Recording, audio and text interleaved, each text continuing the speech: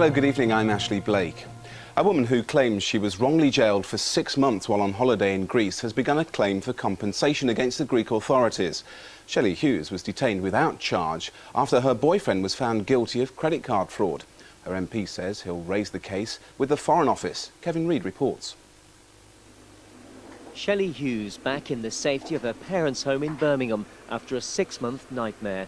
The 22-year-old's ordeal began last August when she went on holiday with her boyfriend to the Greek island of Kos. Unbeknown to her, he was using a stolen credit card. He was arrested and convicted. She too was arrested but wasn't charged and spent the next 6 months in the notorious Korydallos prison near Athens.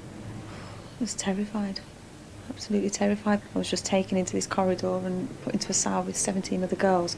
It was awful. And I just sat on my bed. I don't think I got off my bed for 2 days. Just sat there crying. If Shelley had been in England, she wouldn't have been locked up for 6 months. She wouldn't have even been locked up. I mean, we're talking about a girl here, 22 years of age, you know, and 6 months of her life has gone for doing nothing. Shelley's case is now being taken up by her MP, who's promising to raise the matter with the Foreign Secretary. When my constituents go on holiday to Greece, I don't want them arrested and thrown in prison for 6 months for no reason. They've got to sort this out. It's their problem. And they better sort it out before it becomes a bigger problem because British people stop going on holiday to Greece. Shelley Hughes is now in a battle with the Greek authorities for compensation. She wants something to show for losing 6 months of her life. A man was released on police bail earlier today after being arrested by detectives investigating the murder of a schoolboy 18 years ago. Mark Billington went missing from his home in the Sheldon area of Birmingham in 1984. The 15-year-old's body was found 9 weeks later, hanging in an isolated wood near Meriden. 2 other men, also arrested today, were released without charge. A 12-hour siege where a man took 3 children hostage at a flat in Halesowen ended peacefully after armed police burst in. The man, who's the father of one of the children, is now in police custody. Catherine Mackey reports. Dramatic moments which brought a 12-hour siege to an end. Sounds like firecrackers as armed police stormed the flat where the man was holding 3 children hostage. Police say no shots were fired. The noise was the sound of the door being kicked down. Moments later, a man, his head covered by a blanket, was driven away by police. The 3 children, all of whom were under 10, were rescued by the officers. With any incident like this, there's so many things that we need to consider. There's also a considerable amount of demands because people just don't understand why do we take so long. But in this sort of situation, the paramount importance for us is safety. Early this morning, other neighbours in the block of 8 flats were led to safety. Officers then lowered a mobile phone into the top floor apartment, which was under siege, so police negotiators could talk to the man inside. A short time later, 12 armed officers walked silently in single file across the road and up the staircase. Neighbours stood, watched and waited as police tried to persuade the man to give himself up.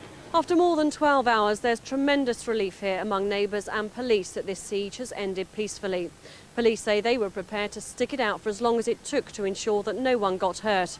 And the children who were found unharmed inside the flat have now been reunited with their mother. It's been revealed that passengers could be made to wait for trains outside the region's busiest station because of fears about overcrowding. The queuing system already operates at some London stations. It could be introduced here within the next 3 years. Here's our transport correspondent, Peter Plisner. Another busy rush hour at Birmingham's New Street station. For passengers, using it can be a frustrating experience. The problem's simple: too many trains and not enough tracks or platforms. But today it emerged that rising passenger numbers could mean restrictions for people entering the station. We're very concerned because if we get to the situation like some of the tube stations in London where they virtually close them down, for a couple of hours until the passenger numbers have eased, that's not satisfactory. Some solutions have already been identified, including extra tracks and new underground platforms at New Street. But those improvements are now on hold following the publication of this strategic plan for the railways earlier this year. It said that more development work was needed and that funding wouldn't be available for more than a decade. Today, the plan's author came to the Midlands to justify his decision. What we're looking at is what the business case is for that major capacity upgrade, and that's something that's going to take some time. The delivery of it is going to take longer still. But it wasn't all bad news. Later, at a special rail conference, it was announced that the region's busiest commuter route, Birmingham's Cross City Line, will be getting extra services throughout the day. The changes will take place in the autumn.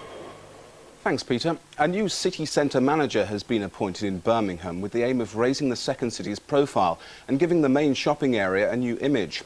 Jenny Ingalls also hopes to make the area safer and more cosmopolitan. But can we really rival London and Paris? How would you improve things?